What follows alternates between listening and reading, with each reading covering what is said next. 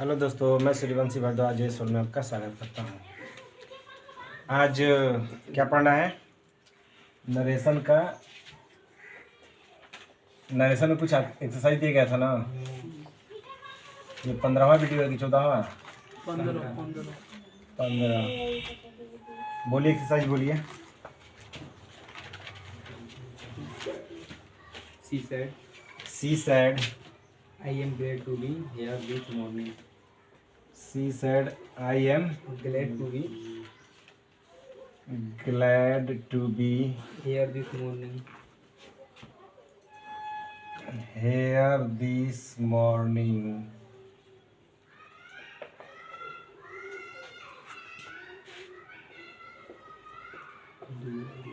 C said that, ठीक है ना। इसके बाद क्या नहीं है? ऑब्जेक्ट नहीं है। ऑब्जेक्ट नहीं है तो सैड का सैड ही रह जाएगा, ठीक है ना। और इसमें कोई सेकंड पर्सन भी नहीं है कि इसके बाद ऑब्जेक्ट को रखा जाए। तो सैड दैट और आई किसके अनुसार बदलेगा? सब्जेक्ट के अनुसार।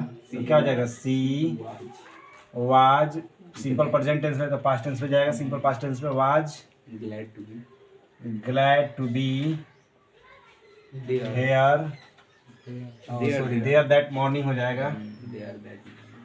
देयर, देखिए यहाँ समय को भी इंडिकेट कर रहा है, दिस मॉर्निंग, ठीक है ना। तो क्या कहता है, जब एक नियम ये भी है कि जब अगर समय को प्रदर्शित करता है तो क्या किया जाता है? दिस को दिसी में रहने दिया जाता है। यहाँ पर देयर दिस मॉर्निंग हो जाएगा,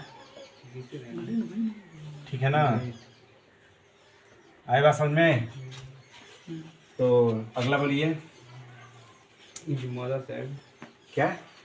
his mother said, His mother said, the sun is very hot. his mother said, The sun is comma double comma में, The sun is the sun is very hot। ये universal truth है। हाँ, conjunction that ला के जोड़ देंगे, इसमें कोई परिवर्तन नहीं होगा। His mother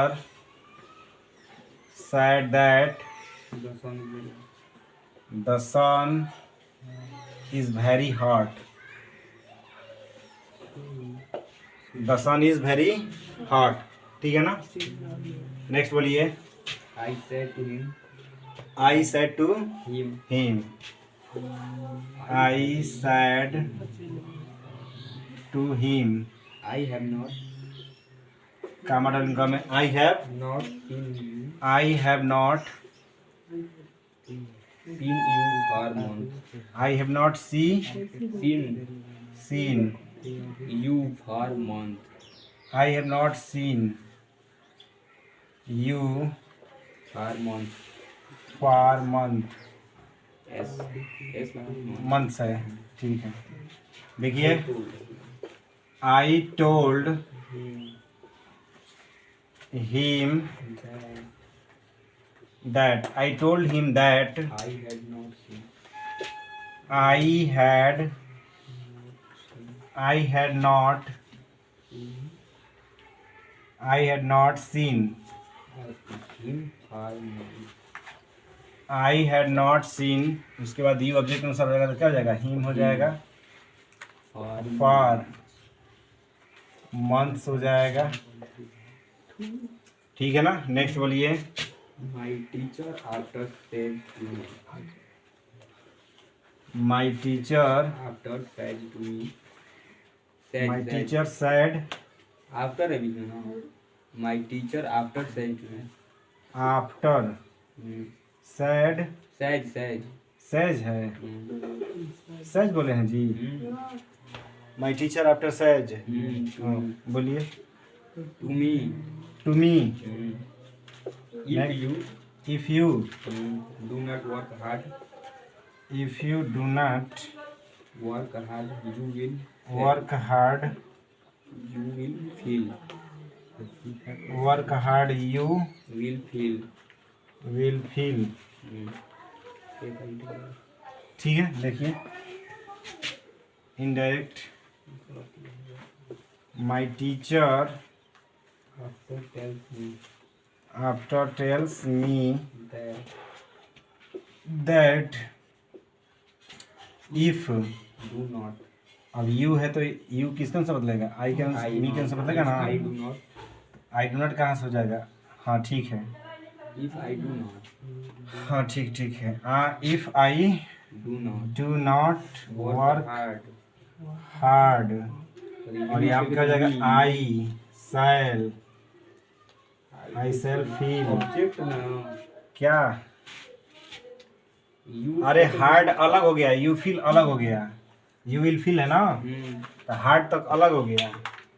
you do not work hard ये अलग सेंटेंस हो गया, I will, you will feel, ठीक है ना, अलग हो गया। आई बात समझ में, कोई दिक्कत और है, बस हो गया। एक हाँ बोलिए। ये सूट ना हुई, शुड क्यों करोगे, ये किसमें है।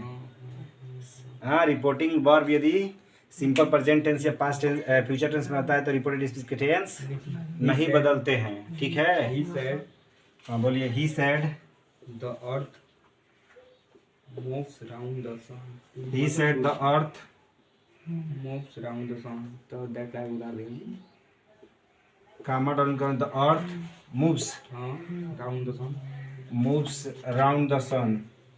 तीन वर्ड ऑफ ट्रूथ है, दैट लाइक, उसने कहा कि पृथ्वी सूर्य के चारों तरफ चक्कर लगाती है, तो ये भी तो यूनिवर्सल ट्रूथ है। कंजक्शन दैट का प्रयोग करके जोड़ देंगे और छोड़ देंगे।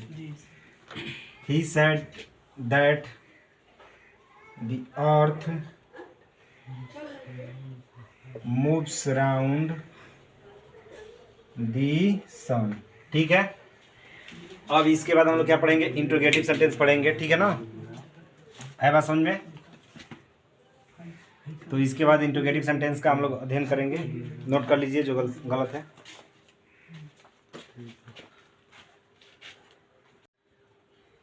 देखिए, चलिए हेडिंग बनाइए, interrogative sentence, interrogative sentence, interrogative sentence heading बनाइए।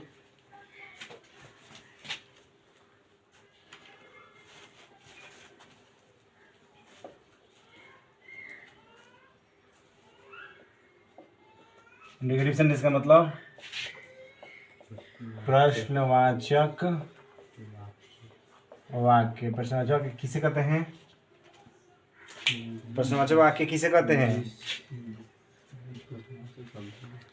जिस वाक्य से प्रश्न का बोध होता है, जिस वाक्य से प्रश्न का बोध होता है उसे क्या कहते हैं, प्रश्नवाचक वाक्य कहते हैं, ठीक है ना। लिखो, जिस वाक्य से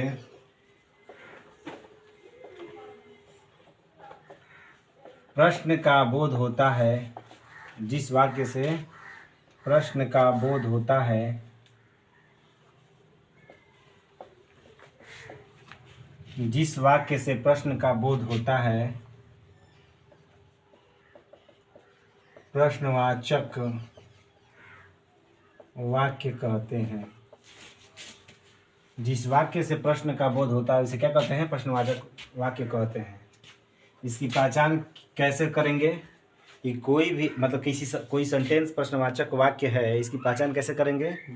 इसकी पहचान दो तरीके से किया जा सकता है। ये प्रश्नवाचक, इसकी पहचान दो तरीके से किया जा सकता है। पहला, यदि सेंटेंस एक्सिलरी वर्ब से शुरू हो, यदि सेंटेंस एक्सिलरी वर्ब से शुरू हो तो वह प्रश्नवाचक वाक्य होगा, और नहीं तो क्वेश्चन वर्ड से शुरू हो तो भी क्या होगा, प्रश्नवाचक वाक्य होगा। तो इसकी पहचान दो तरीका से किया जा सकता है। दो तरीके से किया जा सकता है, किया जा सकता है। पहला, पहचान दो तरीके से किया जाता है। पहला, यदि अंग्रेजी सेंटेंस एक्सिलरी वर्ब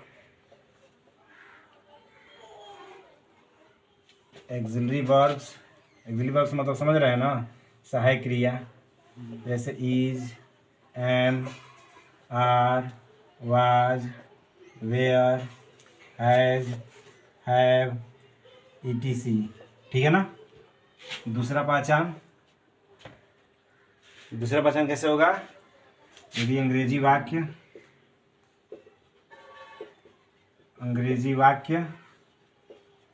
किसे शुरू हो? यदि अंग्रेजी सॉरी, इसमें थोड़ा सा हम लोग लिख लें, एक्सिलरी वर्ब से शुरू हो, ठीक है ना। दूसरा, यदि अंग्रेजी वाक्य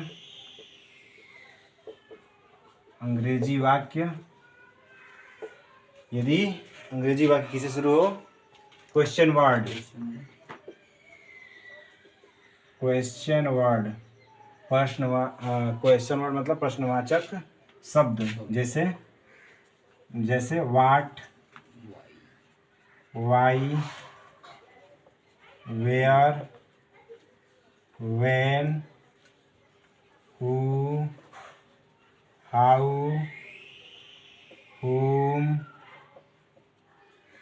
whose, etc। से शुरू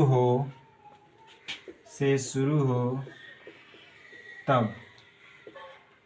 अगर प्रश्नवाचक वाक्य अगर मतलब इसकी पहचान दो तरीके से किया जा सकता है। यदि सेंटेंस किससे हो? हेल्पिंग वर्ब से शुरू हो, नहीं तो प्रश्नवाचक शब्द से शुरू हो, ठीक है ना अंग्रेजी। तो वे सेंटेंस क्या होंगे? इंट्रोगेटिव सेंटेंस होंगे, ठीक है ना। अब लिखेंगे इंट्रोगेटिव सेंटेंस।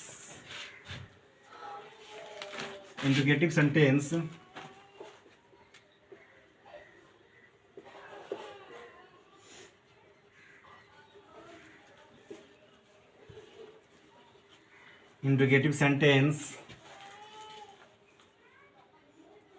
का नरेशन,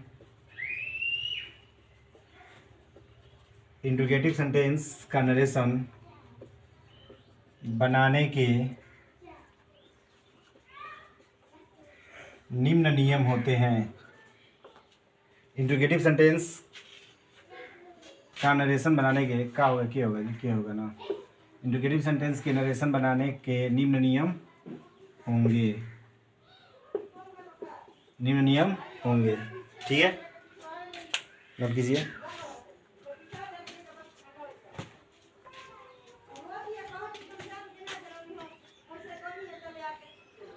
देखिए, ध्यान दीजिए। सबसे पहले इंट्रोगेटिव सेंटेंस को नरेशन जब बनाया जाता है, इंट्रोगेटिव सेंटेंस का जब नरेशन बनाया जाता है तो उस समय कुछ निम्न बातों या निम्न नियमों पर ध्यान देना जरूरी होता है। पहला, कि जब इंट्रोगेटिव सेंटेंस का आप नरेशन बनाएंगे तो नरेशन बनाते समय जो हम लोग पहले प्रयोग करते थे कि कामा था डबल कमा को हटाकर कंजंक्शन दैट का प्रयोग करते थे, तो अब दैट का प्रयोग नहीं करेंगे। किसका प्रयोग करेंगे? इफ़ या वेदर, कंजंक्शन इफ़ या वेदर का प्रयोग करेंगे। दूसरी चीज़, हेल्पिंग वर्ब को हम लोग सैड को टोल्ड में बदल देते थे। किस में बदलते थे? सैड को टोल्ड में, से को टेल में, सेज को टेल्स में, ठीक है ना। लेकिन अब हम लोग क्या करेंगे? सैड को टोल्ड में ना बदल के किस में बदलेंगे? आस्क्ड या इंक्वायर्ड ऑफ में। किस में बदलेंगे? आस्क्ड या इंक्वायर्ड ऑफ में, ठीक है ना। आए बात समझ में? उसके बाद अब जैसे कि इंट्रोगेटिव सेंटेंस पहचानने की दो नियम होती हैं, पहचानने के दो तरीके। अभी मैंने बताया इसके पहले कि इंट्रोगेटिव सेंटेंस दो तरीके से पहचान सकता है। पहला, वह सेंटेंस जो हेल्पिंग वर्ब से शुरू हो, जिसे एक्सिलरी वर्ब भी कहा जाता है, जैसे is, am, are, was, were, वो इंट्रोगेटिव सेंटेंस हो गया। दूसरा, क्वेश्चन वर्ड से शुरू हो, ठीक है ना। तो इसमें दो तरीके से सेंटेंस आएंगे, एक क्वेश्चन वर्ड से शुरू होगा और दूसरा हेल्पिंग वर्ब से शुरू होगा। तो इंट्रोगेटिव सेंटेंस में जो हेल्पिंग वर्ब से शुरू होगा उसके लिए अलग नियम होता है बनाने के लिए। मतलब वहाँ पर कंजक्शन जो हेल्पिंग वर्ब से शुरू होता है वहाँ पर कंजक्शन दैट का प्रयोग न करके इफ़ या वेदर का प्रयोग किया जाता है। और जो डब्ल्यू से शुरू होता है, मतलब क्वेश्चन वर्ड से शुरू होता है, तो वहाँ पर कंजक्शन दैट का प्रयोग नहीं करते हैं। जब वहाँ पर किसी भी कंजक्शन का प्रयोग नहीं किया जाता है, बल्कि वह क्वेश्चन वर्ड ही स्वयं क्या होता है? कंजक्शन ग्रुप में हो जाता है, ठीक है ना। तो आइए पहले देखते हैं कि जो वाक्य हेल्पिंग वर्ड से शुरू होते हैं उनके उनको कैसे पैसिव मतलब नरेशन बनाते हैं, ठीक है ना। जैसे आई सेड टू हिम, जैसे एग्जांपल है, ध्यान दीजिए एक बार इस पर। रिपोर्टिंग वर्ब सेड टू को आस्क्ड या इंक्वायर्ड ऑफ में बदल देते हैं। दूसरा, इंट्रोगेटिव सेंटेंस में रिपोर्टिंग वर्ब के पश्चात कंजक्शन दैट का प्रयोग न करके इफ या वेदर का प्रयोग करते हैं, लेकिन जो वाक्य auxiliary verb is, am, are, was, were, have, has, will, shall, etc इत्यादि से शुरू होता है। इंट्रोगेटिव सेंटेंस को असर्टिव सेंटेंस में बदल देते हैं, मतलब जो प्रश्नवाचक वाक्य है आपका उसको आप साधारण वाक्य में चेंज कर देंगे, सकारात्मक वाक्य में, ठीक है ना। तो आइए देखते हैं example. He said to me, comma double का में, आर यू, एक बार चलो देखिए ध्यान दीजिए, are you going, are you going, उसने मुझसे कहा कि क्या आप जा रहे हैं। हाँ, तो ये इंट्रोगेटिव है ना, मतलब इसमें कह रहा है कि आर यू गोइंग, क्या आप जा रहे हैं, मतलब क्या कर रहा है, उससे पूछ रहा है ना। आर यू गोइंग मतलब पूछ रहा है ना। तो ही आस्क्ड मी, वह मुझसे पूछता है, क्या पूछता है, क्या पूछता है, इफ, अब आर है ना कंजक्शन, कामा तथा डबल इन्वर्टेड कामा को हटाएंगे तो इफ या वेदर का प्रयोग करेंगे। इफ या वेदर, इफ या वेदर कंजक्शन का प्रयोग करेंगे, तो यहाँ पर लगा दे इफ, ठीक है ना। अब इफ जब लगा दिए तो आर यहाँ से हट जाएगा, मतलब दूसरा चीज ये भी होता है कि इंट्रोगेटिव सेंटेंस के एसर्टिव बदलना है, तो एसर्टिव में कैसे बदलेंगे, सबसे पहले आप सब्जेक्ट रखेंगे ना, सब्जेक्ट में क्या है, यू है, तो यू सेकंड पर्सन है तो ऑब्जेक्ट अनुसार बदलेगा ना, तो यहाँ पर क्या हो जाएगा, आई, क्या हो जाएगा, आई। ये कौन सा टेंस है, सिंपल प्रेजेंट टेंस है, प्रेजेंट कंटिन्यूअस है, सॉरी, तो किस में जाएगा, पास्ट कंटिन्यूअस में जाएगा, ठीक है ना। तो क्या हो जाएगा, आई वाज गोइंग, क्या हो जाएगा, आई वाज गोइंग। ये समझ में आया। एक और एग्जांपल देखिए, अगर नहीं समझ में आया हो तो, Ram said to Hari, will you go to school today.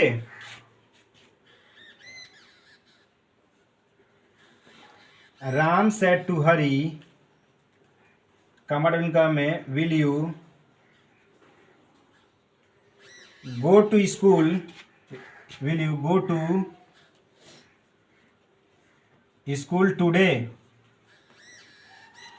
Ram Hari से कहा कि क्या आप आज स्कूल जाएंगे, यानी हरि से पूछ रहा है ना, तो क्या हो जाएगा, राम आस्क्ड, राम आस्क्ड हरि, हरि तो क्या हो जाएगा, विल का इफ, ठीक है ना। यू, तो यू सेकंड पर्सन है तो ऑब्जेक्ट कौन सा बदलेगा, क्या हो जाएगा, ही, उसके बाद विल का क्या हो जाएगा, would, he would go to school today, today क्या हो जाएगा, दैट डे। आए बात समझ में कि नहीं। तो बाकी जो नियम है, प्रोनाउंस है या जो भी नियम है, वो बाकी पीछे वाले नियम के अनुसार ही इसमें चेंज होगा, ठीक है ना। आए बात समझ में। इसके बाद अब ये नहीं है कि जो पीछे पढ़ा दिया गया है नियम नरेशन का, वो नरेशन का नियम आप भूल जाइए। तो अगर वो नरेशन का नियम अगर भूल जाते हैं जो पीछे पढ़ा दिया गया, तो अब समझिए कि ये भी भूल जाइए, ये भी आप नहीं पढ़ पाएंगे, ठीक है ना। तो पीछे वाला नियम क्या है, ज़रूरी है, पीछे वाले नियम का आप रिवीजन कीजिए। अगर समझ में नहीं आ रहा है तो पीछे का वीडियो देख लीजिए एक बार, समझ में आ जाएगा आपको, ठीक है ना। तो ज़रूरी है कि आप लोग मतलब पीछे का एक बार वीडियो देख लेंगे। अगर समझ में नहीं आ रहा होगा कि यहाँ पर ही का उड कैसे हो गया, विल का उड कैसे हो गया है, तो अभी मैंने क्या बताया कि इंट्रोगेटिव सेंटेंस को एसर्टिव सेंटेंस में बदलते हैं। जब एसर्टिव सेंटेंस में बदलेंगे तो यहाँ पास्ट टेंस में है तो विल है तो वुड हो जाएगा, ठीक है ना। आए बात समझ में। और उसके बाद टुडे है तो क्या हो जाएगा, दैट डे हो जाएगा, ठीक है ना। अब ये टुडे है तो दैट डे कैसे हुआ है, इसको पीछे मतलब पीछे वाले वीडियो में बता चुके हैं, ठीक है ना। तो नोट कर लीजिए।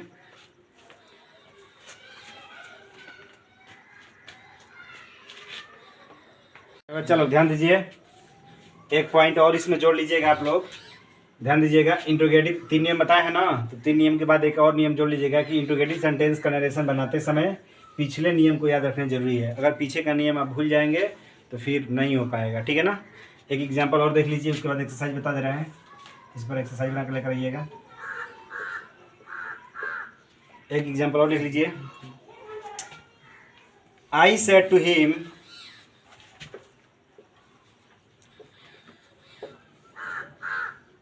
कामा डबल इनकम में, can you tell me that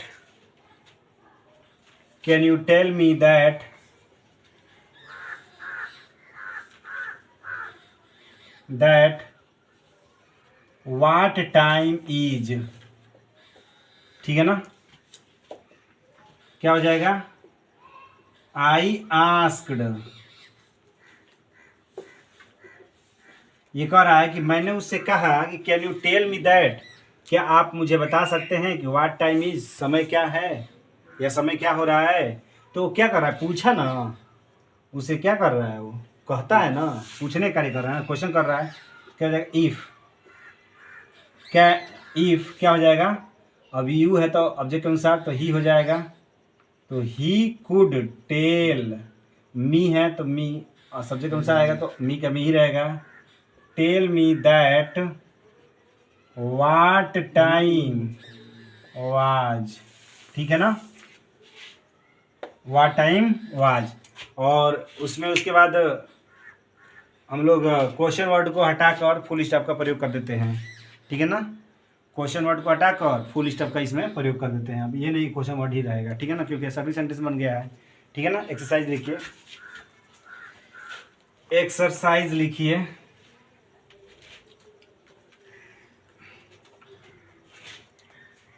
पांच एक्सरसाइज दे रहे हैं इस पर।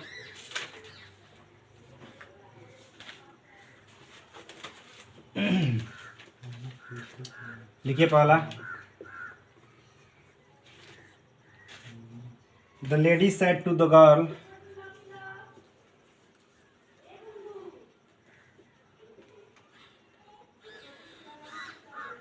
the lady said to the girl, do you live in this house?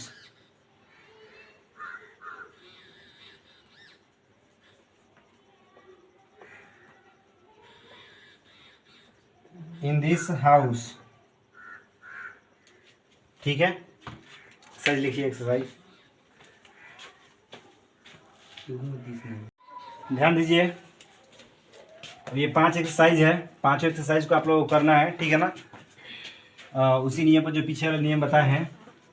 The lady said to the girl, do you live in this house.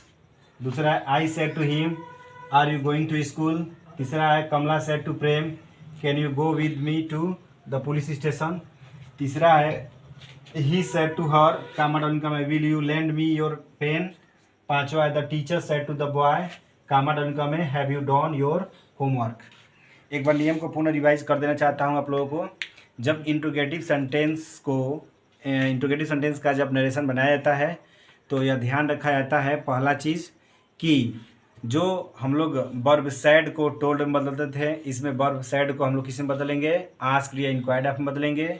इसमें conjunction that के जगह पर हम लोग कंजक्शन इफ़ या वेदर का प्रयोग करेंगे। लेकिन कब, किस में? जो वाक्य एक्सिलरी वर्ब से शुरू हो, जो वाक्य हेल्पिंग वर्ब से शुरू हो या एक्सिलरी वर्ब से शुरू हो, उसमें कंजक्शन इफ़ या वेदर का प्रयोग करेंगे। और क्वेश्चन मार्क को हटाकर फुल स्टॉप का प्रयोग कर देते हैं। ठीक है ना, बस यही मतलब यही आपका इंट्रोगेटिव है। इंट्रोगेटिव सेंटेंस जो एक्सिलरी वर्ब से शुरू होता है उसके लिए ये नियम है। ठीक है ना, और जो इंट्रोगेटिव वर्ड से शुरू होता है उसके लिए कंजक्शन का प्रयोग नहीं किया जाता, वो स्वयं ही कंजक्शन के भांति व्यवहार करता है सेंटेंस में। ठीक है ना, तो बस आज के लिए इतना ही। That's all, thank you.